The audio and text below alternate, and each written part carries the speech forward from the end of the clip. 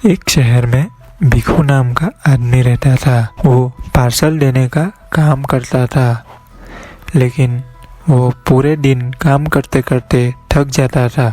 वो एक तरकीब लगाता है। वो एक दुकान भाड़े पे लेता है और पार्सल सब वहाँ पे रख देता है और कस्टमर को पार्सल लेने दुकान पर बुलाता था।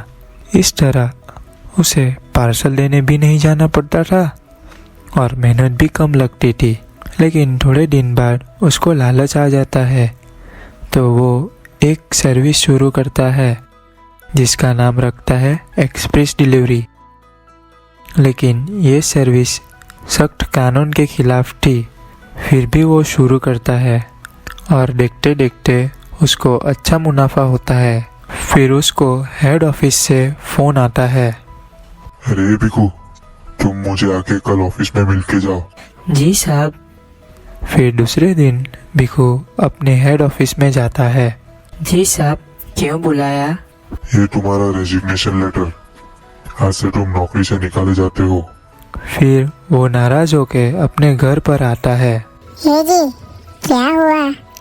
आप इतने जल्दी घर कैसे आ गए? अरे आज मेरे को नौकरी से निकाल दिया। मैं तो पहले ही बोला था ईमानदारी से काम करो, लेकिन आपको तो मेरी बात सुननी ही नहीं है। अब भुगतो। फिर भिखू एक दिन अखबार पढ़ रहा होता है। उसमें मंचूरियन बनाने की रीत थी और वो देख के भिखू अपने घर पे मंचूरियन बनाता है और अपनी पत्नी को खिलाता है और पूछता है, अरे सुनती हो, तुमको कैसा लगा? हाँ जी, बहुत अच्छा लगा। मैं सोच रहा हूँ कि मंचूरियन का ही ठेला लगा देता हूँ, अच्छा मुनाफा होगा। हाँ जी, ये भी अच्छा होगा। घर पे खाली बैठे क्या करोगे आप? इस तरह वो अपनी दुकान लगाता है और थोड़े दिन में उसकी मंचूरियन की दुकान चल पड़ती है। लेकिन उसमें भी उसको ज़्यादा मुनाफा नहीं होता। फिर एक दिन वो स्कीम रखता है, जो ये बड़ा मंचूरियन पूरा खा जाएगा उसे मेरी तरफ से 500 रुपये का गिफ्ट। एक दिन एक आदमी उसके पास आता है और पूछता है, मुझे बड़ा वाला मंचूरियन दो। और भिखू उसको बड़ा वाला मंचूरियन देता है, लेकिन वो आदमी मंचूरियन नहीं खा पाता। ऐसे ही बहुत लोग बड़े मंचूरियन खाने की कोशिश तो करते हैं, लेकिन कोई खा नहीं पाता। ऐसे ही उसकी बिक्री 10 गुना ज़्यादा हो गई थी। सब कुछ अच्छे से चल रहा था। फिर एक दिन जब भिखू सोने वाला होता है, तभी फिर से उसके दिमाग में लालच आ जाता है। फिर दूसरे दिन वो मार्केट जाता है और सब्जी लेके आता है, खराब वाली, जो भिखू को आधे से भी कम दाम पे मिल रही।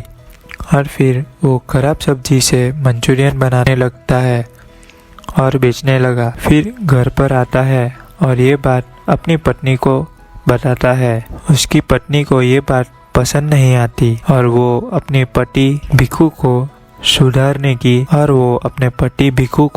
सुधारने के लिए प्लान बनाती है अपने भाई के साथ मिलकर। एक दिन भिखू की पत्नी और उसका भाई उसकी दुकान के पास जाते हैं। बहन, बहुत भूख लगी है, जीजाजी को बोल दो ना मेरे लिए मंचूरियन बना दे। हाँ भाई, अभी बोलती हूँ। ए जी, सुनते हो? मेरे छोटे भाई को बहुत भूख लगी है, आप उसके लिए मंचूरियन बना दो ना जल्दी से। अरे मैं नहीं बनाऊंगा। अरे बना दो ना, पैसे दे दूंगी। फिर भिखू अपने साले के लिए मंचूरियन बनाता है। पत्नी का भाई खाने की एक्टिंग करता है, क्योंकि उसको मालूम था कि वो अगर मंचूरियन खाएगा तो उसका पेट खराब हो जाएगा। फिर थोड़ी देर बाद पत्नी और उसका भाई घर पर आ जाते हैं और भिखू के आने का इंतज़ार करते हैं। लेकिन फिर भी भिखू मंचूरियन बनाना शुरू रखता है और सबको खिलाता है। ऐसे करते उसको मुनाफा 20 गुना हो गया था। फिर उसकी दुकान बंद करके अपने घर की ओर बढ़ता है।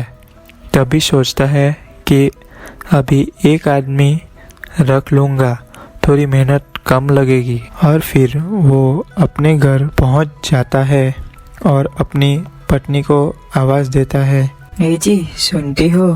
पानी ला दो। अभी लाती हूँ जी। उतनी ही देर में भिखू का साला अपना पेट पकड़ते हुए बाहर आता है।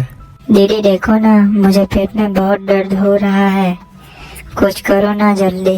अरे अरे, क्या हुआ मेरे भाई को? उतनी देर में भिखू का साला बेहोश होने की एक्टिंग करता है और भिखू डॉक्टर को बुलाता है। फिर डॉक्टर बोलते हैं कि इसको फूड पॉइजन हुआ है, इसको कैसा खाना खिलाते हो। फिर डॉक्टर वहाँ से चले जाते हैं और फिर भिखू को समझ में आता है कि वो जो कर रहा था वो बहुत गलत था। आज से सब गलत काम बंद और अच्छे से काम करूँगा।